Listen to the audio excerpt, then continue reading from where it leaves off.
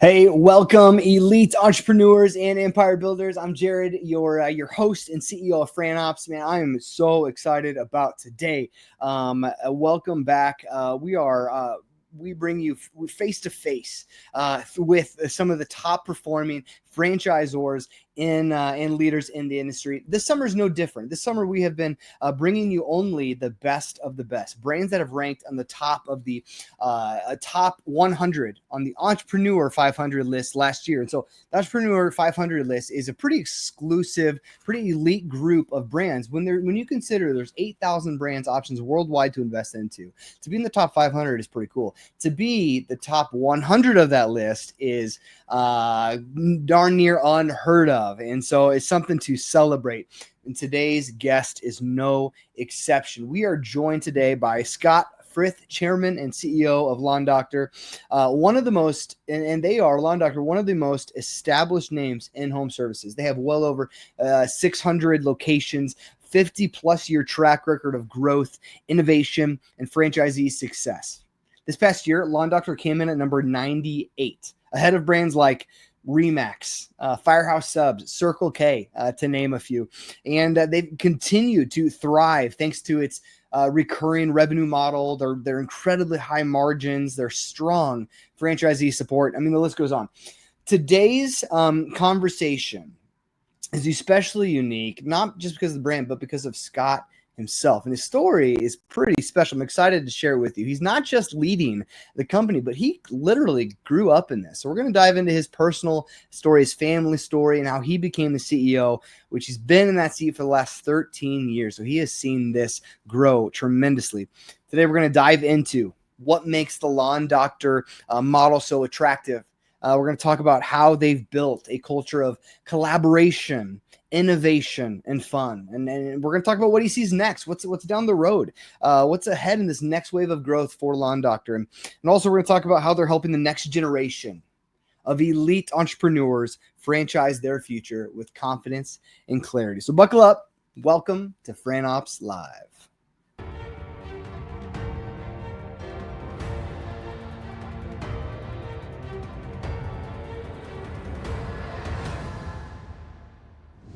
The relationships we had built, the sense of community, the best practices we shared, the alignment around our strategy, all these things. And we kind of looked at one another, and at one point someone said, "How are we going to do any better than that?" And I said, "Limitless." And the seed for the idea that would become this event was planted. If you think about last year, the theme was scaling up together. And I just love the visual that we used of the team kind of linked together on this rope, clipped in with their carabiners. And you're coming to all these different obstacles and challenges, and you're overcoming them together. And everybody has to do their part to ultimately get to the summit.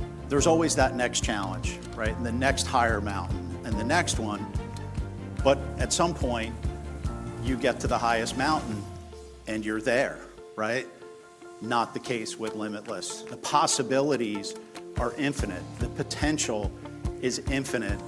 And that's what I believe with the relationships we have, with the people in this room and beyond, with the tools and the resources that we're making available, and this amazing culture that we've built, we truly are limitless.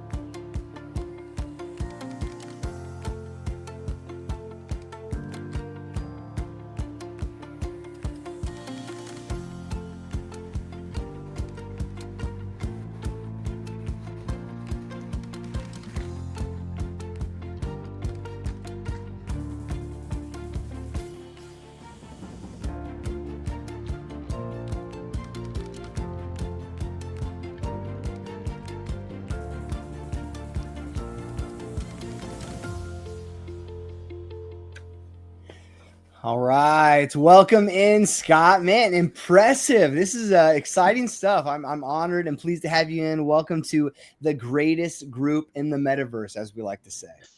Thanks for having me, man. Thanks for such a nice introduction. Yeah, well, it's truly, I mean, and well, props to your media team that put that video together too. Pretty incredible. It just really kind of gives you a nice visual of who Happinest is, and it's great. So thanks for doing that. Thanks for being here. Excited to share your story. Now, you were telling me even before we kind of like started this, you were telling me a little bit earlier too, that this is really a personal thing for you. This isn't just professional. Sure. Yeah, this has been my whole life's work. So if I could, I just want to share the story with the group here. And my family's from the city, from Philadelphia. When I was a kid, moved out to the burbs, had a house for the first time. Both my mom and my dad, they're the first in their families to own a home, and they had a lawn.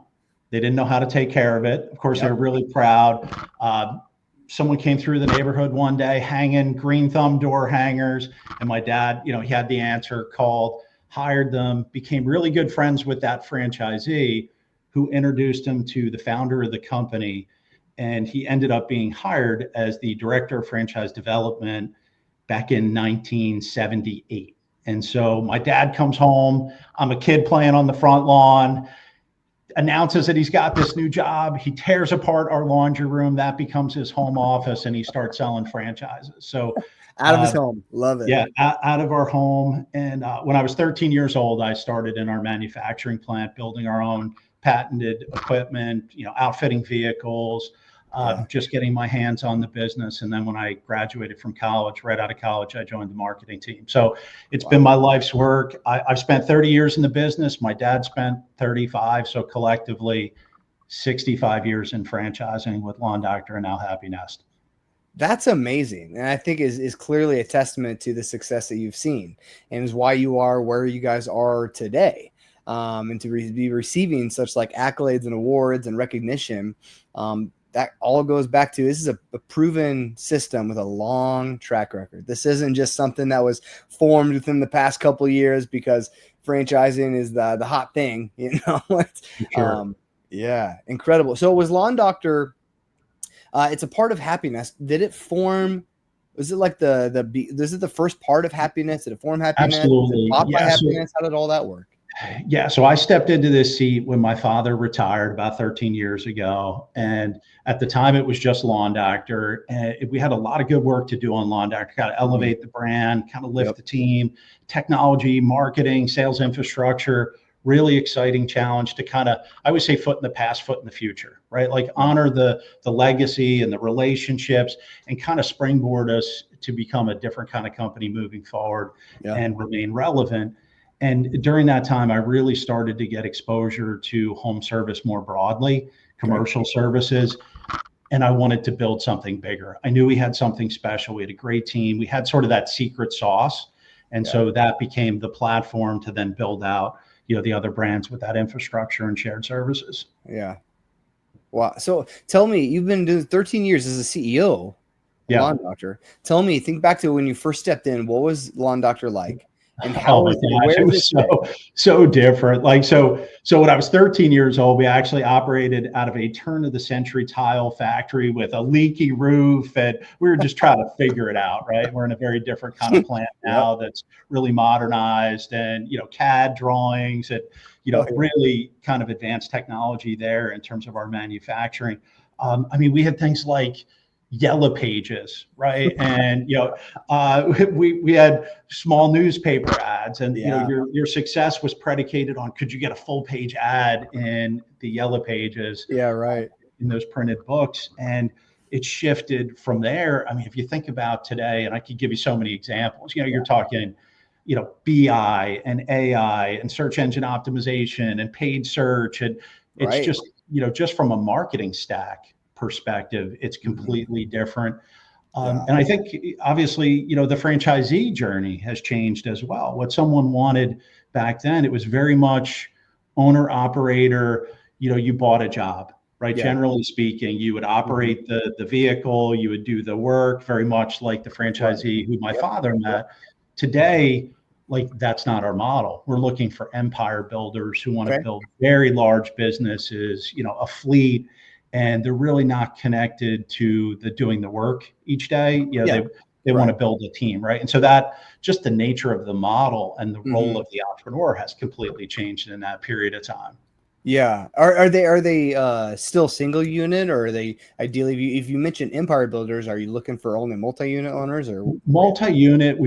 Our sweet spot is, and we're different from a lot of other franchise organizations. We're kind of 1 and 2 territories to start. We want to make sure you're really well capitalized. You're going to penetrate the market. You're going to have a lot of density and less drive time. Make sure the model's right for you. We're kind of right for each other. And then we expand out from there into multi-territory opportunities. So we don't want to take a lot of capital for a 10-pack, let's say, and maybe that doesn't suit the franchisee and us. So that's one of many ingredients that's part of our nearly 60 years, is that we start with the franchisee, unit economics, the right relationship, we set the right expectations, and then we grow together. Right. And they want to build the business and get to a different place. Tell me about the structure of the corporate team behind Lawn Doctor. So functionally, we have nearly 100 people supporting franchisees. A number of those, of course, are in our manufacturing facility, which makes us different with our proprietary technologies there. And then we have a call center here and in Canada for different brands. And so we've got some agents who are actually engaging with customers for franchisees. And then the rest of the team has all the functional areas. We have a very large marketing team, I think 15 people on that staff, and agencies we work with as well. That's a big driver. It's the first question that a franchise candidate asks is like, how do you help me get customers? Like, how does this work? Marketing's a big piece of that, and converting sales. And we're very much partners in that. Like, we're not going to do all of the work. We're going to do part of the work so franchisees can focus on local marketing and sales on the ground. Yeah. Can you speak more into that at all? Like, what does that mean as far as what you guys would provide marketing wise? Yeah, for sure. I mean, it starts like right up front. We're going to kind of model out the territory. We're going to look at demographics. We're going to make sure there's the right opportunity. Then we take that into our marketing process, some proprietary pieces there, but generally speaking, we're going to engage all the different modeling, take that profile of the customer, layer it on top, and then we're going to do all the things you would imagine. We're going to do on-site optimization, search engine optimization, paid search, Facebook, programmatic display, all things digital primarily. We're going to drive that demand through a website. You have your own website as a franchisee that has your own content sort of hanging off of that, right? So you can modify and personalize it to the local community. And then those leads are going to flow into our call center. We're going to engage directly. We've got technology that allows us to zoom in on the home, actually give price based on their square footage, convert it, take the credit card, process the entire transaction, and then the franchisee gets that notification and they're going out and servicing that customer. So that's kind of the front end piece. The franchisees, I'm very careful with expectations, right? So you don't just sit in the seat and all this starts happening. Like starting a franchise is hard work. It's not for everyone. We talk through that. We want to make sure that we're aligned in terms of where this is going long-term and the effort it takes in the short term. But that said, you flip over to the franchisee side, they're going to have a whole portfolio of marketing that they're going to do on the ground. They're going to engage in community events. They're going to engage in neighborhoods. And so it's the synergy of those things. It's the 1 + 1 = 3 type of thing. They're going to get good at face-to-face sales, right? They're going to be able to go to their network and that sphere of influence and engage with people they know to convert. And we have very specific metrics around like we do, you do, and together this is what that looks like. So you guys provide, and this is the beauty of franchising, you provide the proven playbook, the proven system, but it's still a playbook. Someone has to run the plays. 100%. We give the vehicle, right? You got to get behind the wheel and drive it, right? We're going to give you really good instructions, so whatever analogy you want to use, the vehicle clearly works, right? You're not in franchising for 60 years with multi-generation franchisees who have really kind of changed their lives, which is my passion, right? If your model doesn't work, right? So you've got to have the right model. You also have to recruit the right franchisees, as I said earlier, right? So you want to have like-minded people who want to come in and really get after it, right? And so, if you're really exclusive, and that's a journey for franchise organizations to understand that fewer, better fit franchisees is right for the brand, and it's right for everybody. When you get to that place, there's just this synergy that happens that's like a flywheel that takes off. Yeah, when you say better fit, who are you guys looking for? If I have two people in the same territory that they've got a lot of great experience, they're highly qualified, very similar. What's going to set one of them apart as opposed to the other? That's a fantastic question. So the first thing is resilience. We want grit, and we really look for that. We probe that quite a bit, because I always say, things go wrong in business, right? We're really good at what we do. We work really hard. We have the right intentions in terms of franchisee success, but a vehicle is going to break down someday, right? Or something's going to happen with an employee who doesn't show up, or a customer's not going to be happy. Whatever the scenario is, plug it in. And so it's how that franchisee responds to challenges, right? And going back to the hard work, you're going to work day in and day out really hard. And early on, you're not going to like totally see it until you get to a place, right? And then you look back at the journey and it's like, wow, I've gotten here. I could definitely get there. But there's days where it's hard. And so we look for grit, right? And we talk a lot about that. Certainly it's related, but a little bit different. We look for super positive people, right? If you're having a conversation with someone, you can pretty quickly, is this an abundance mentality person or a scarcity? Sure. So if you have abundance, it's like, there's plenty for all of us. Let's get after it together. Right? If you have a scarcity mentality, like I need my piece. So there becomes the notion of, how much do I get versus, someone else may get. And that's not the right mindset, candidly, in a franchise organization. Right. We look for people who are hard workers, for sure, kind of going back to that point, no matter how well capitalized you are, or what your structure is going to be initially, you're still going to have to work hard in the business. This is not an absentee model where you're going to sit in an office somewhere and someone else is going to do the work for you. Obviously, the basic things like capitalization, we're not going to have somebody come in who doesn't have the financial resources to put into the business, so that they don't get the outcomes that they want. So that's kind of some of the things that we're looking for. Yeah, I like that. The super positive as a kind of a qualifier for someone to be a franchisee. I feel like you don't hear that very much. I hear resilience, I hear grit. You want people who are able to get themselves out of bed every day, be passionate about what they're doing, and even when they're not excited, put your foot to the metal and get the work done. But to hear they got to be super positive. I like that. It makes total sense. Like, I look at this as, like I said, this is my life's work, right? Yeah. Life is really short. Do something you love. Be excited about it every day. You're just going to have better outcomes, and the people around you are going to feel better about it. So, our culture, I'm sure we'll get into that. We're very intentional about our culture, and great people attract other great people, right? And if you just have that energy, other people want to be on a winning team, and they want to be on a team that supports one another. And so if you let people on the team, you've seen it, if you've played sports at a level, right? You let the person in the locker room who's just not the right fit, they can really sort of erode your success. And so we don't want that. We want the great people in the locker room who are going to cheer you when you're successful, right? And it's like, hey, I appreciate that you're successful. They're going to support you when you fall down and pick you up, and we're going to do it together as a team. Yeah. Well, let's talk about it a little bit. That culture, or that really, I think my question is, what's different about it? There's 8,000 franchises worldwide, right? That people could potentially choose from.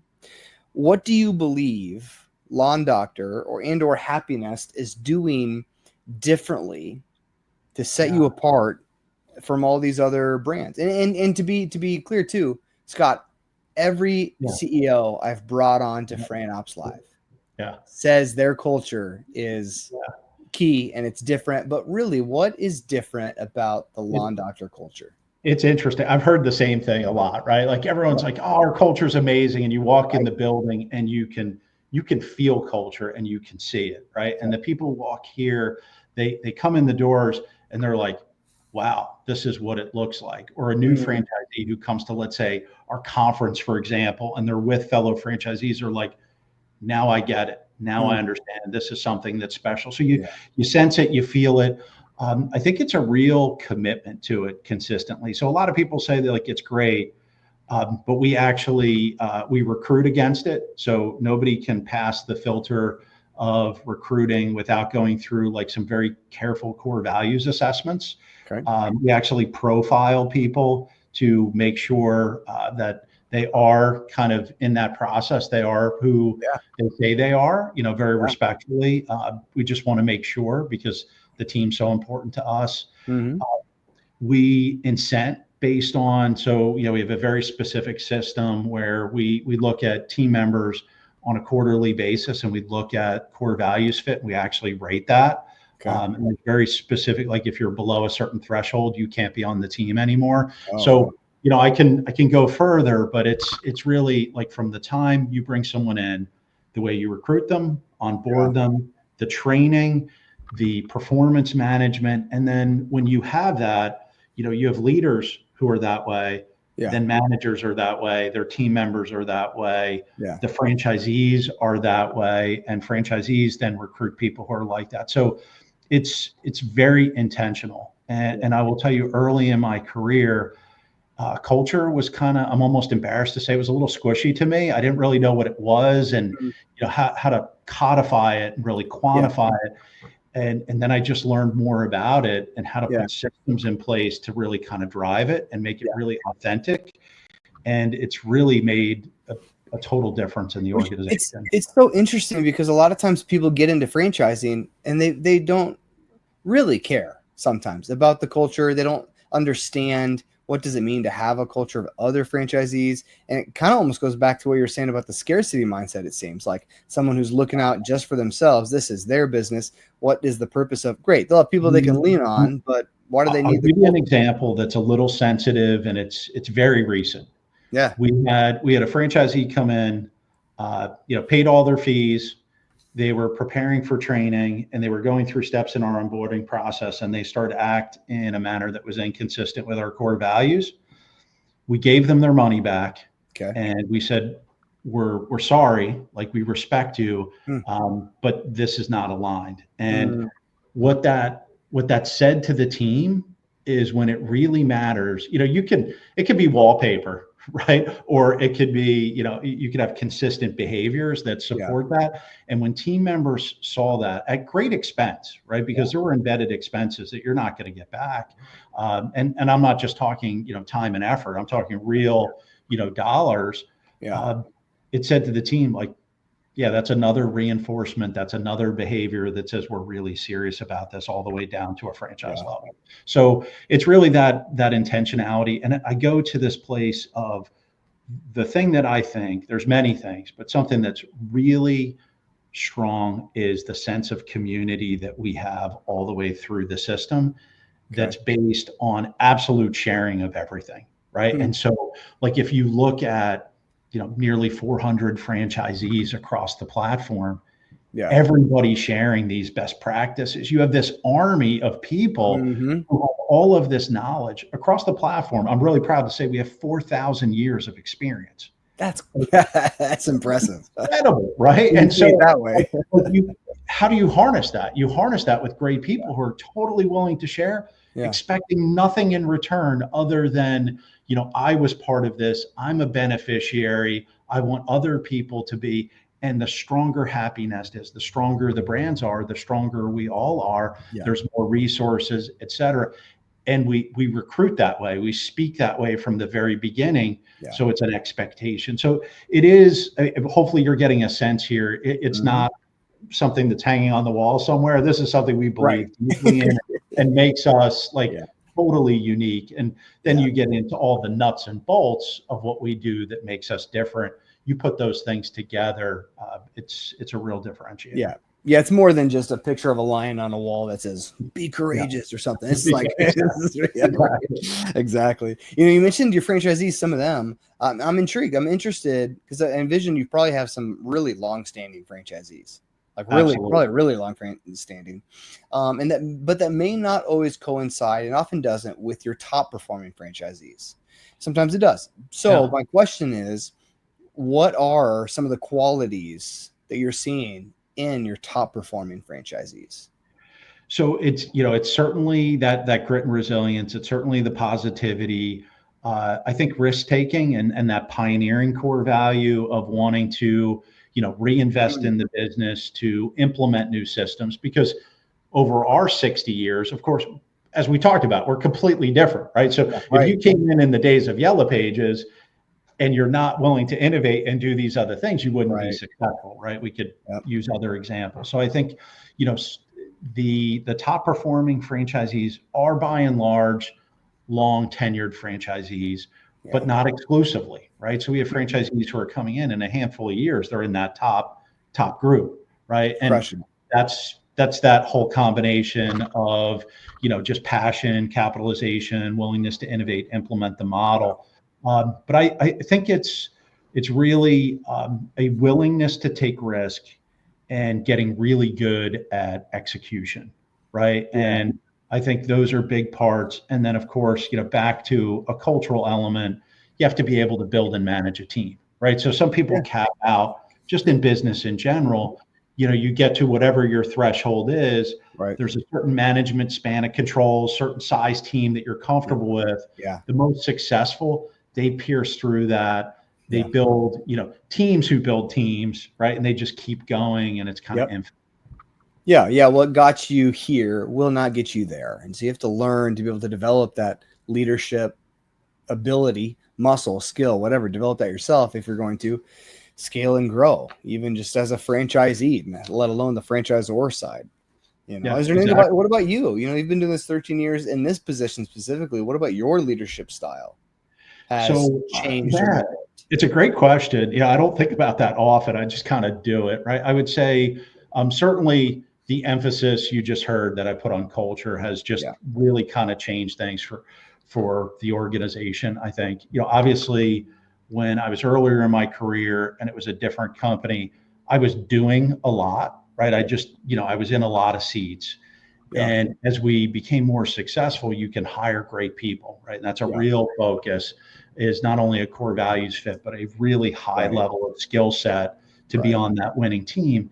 And then you can push that accountability down to the lowest level, right? So like my leadership style many, many years ago would be, certainly lead by example and do a lot, have a certain work ethic, have a certain standard that I hold myself to. I'd like to say I still have that.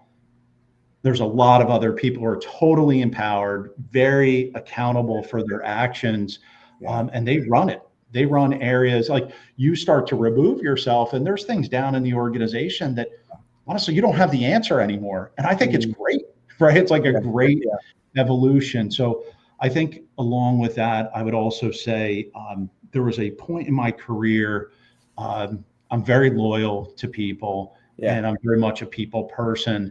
And you don't want to hurt people's feelings. And I found, kind of in the vein of radical candor, that you're not really doing people favors by not being very direct about where they are, right? And so that kind of rides along with everything else that we're talking about. Like if you're not a core values fit, if you're not a performance fit, I'm very direct about it. And they know that it comes from a place of, I really care deeply about the organization, everyone connected. And if it's not a fit for you, we need to have honest conversations about that. Yeah, it's good. Yeah, because it's you don't want to make a 10-year plus long-term commitment.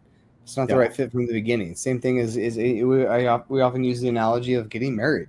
Like it's better to end the engagement now than to go ahead and move forward and get married if it's not a good fit. So for sure. What as we kind of start to wrap up here too, Scott, when you think about what's coming next, either in the franchise world or just, Lawn Doctor as a whole, what trends are you guys keeping an eye on? So for sure, I mean, AI is all the rage right now, right? Everybody's talking about it. I'm listening to pods, I'm educating myself, I'm talking to other franchisors, other business leaders. And I think that is something that think you have to be really disciplined about in the organization, and you have to have the right foundation in place, relative to that.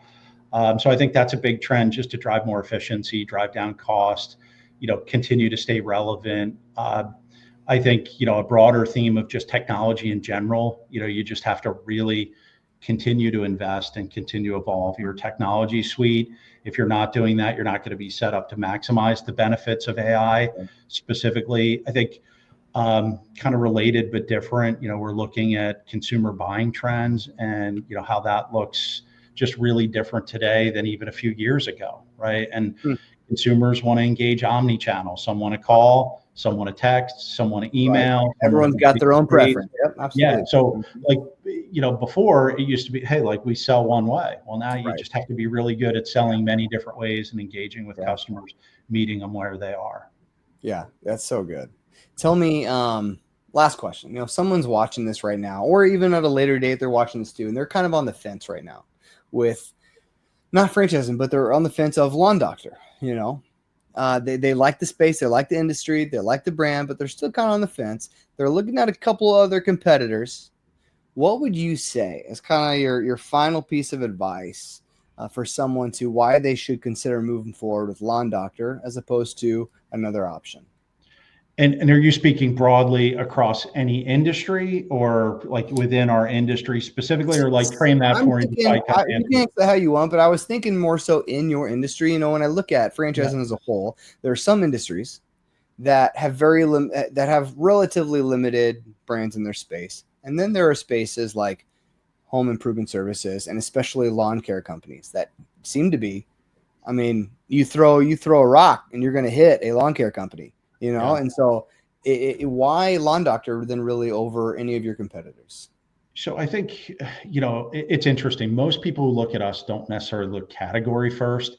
I really recommend people think about, I'm going to go broad and then I'll be specific. They should think about what are their goals first and be really clear on that.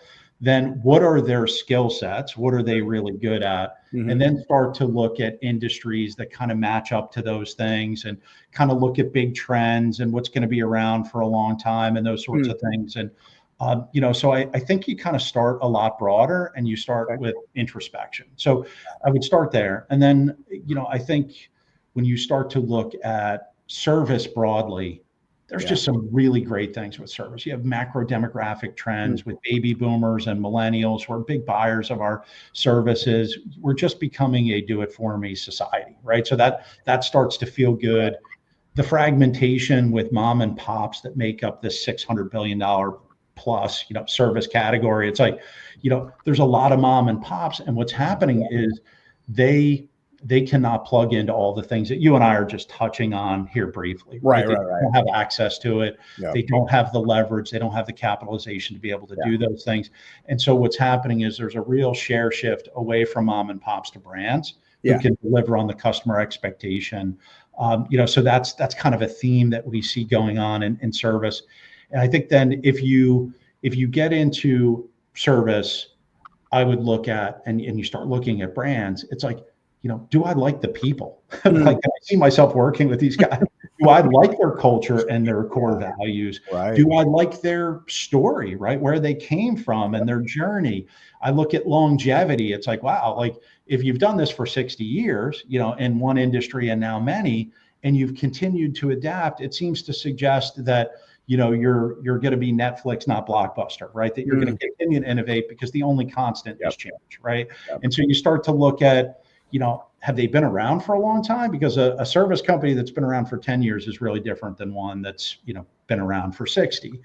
And then I think specific to the industry, we just don't really see that a lot. And quite frankly, I think we've separated ourselves. I want to be humble here. So much from the pack that really, if you're thinking industry, there's not really a comparator. You start talking to our franchisees, you see what we've done. You see the scale of our businesses. Franchisees, to your point earlier, who've been with us, well over 40 years and are second generation, and now it's generational wealth creation. There's just not really a peer, quite frankly, on that front. Yeah, I love that. My goodness. Thank you, Scott. That was well worded, well said. And genuinely, just for the, all of it as a whole. Thank you for being a part of this and Thank you. investing of your time and giving of yourself, your wisdom to share about you, your leadership, your story, talk about Lawn Doctor. And man, I'm excited to hopefully introduce you to some people that will be your next great success story with Lawn Doctor. That's great. We'd love to talk to them. And Yeah. Thanks so much for having me. I've enjoyed just chatting with you and getting to know you a little bit. Yeah, likewise, my friend. And if you're watching this right now, or if you're watching this at a later date as well, whatever it might be, regardless of time, right now, if you're interested and you want to learn more, you don't know what to do, here's what you do. Just type lawn in the chat right now. Type lawn in the chat right now down below, and we will get a conversation going with you. We'll reach out and say, hey, we're going to start with a couple of very basic things and just begin the process of qualification. See if this might be the right fit from the beginning for both you and if you are the right fit for them. And if there is some at least initial mutual qualification there, we'll continue in the discovery process and get you connected to the team over at Lawn Doctor. But type that in the chat right now. Until then, Scott, again, one more time, thank you so much, my friend. Excited to do some business with you, and I wish you guys all the best. Thanks so much. I appreciate it. Yeah, good deal. All right, man. Take care. Everyone else, we'll see you next time.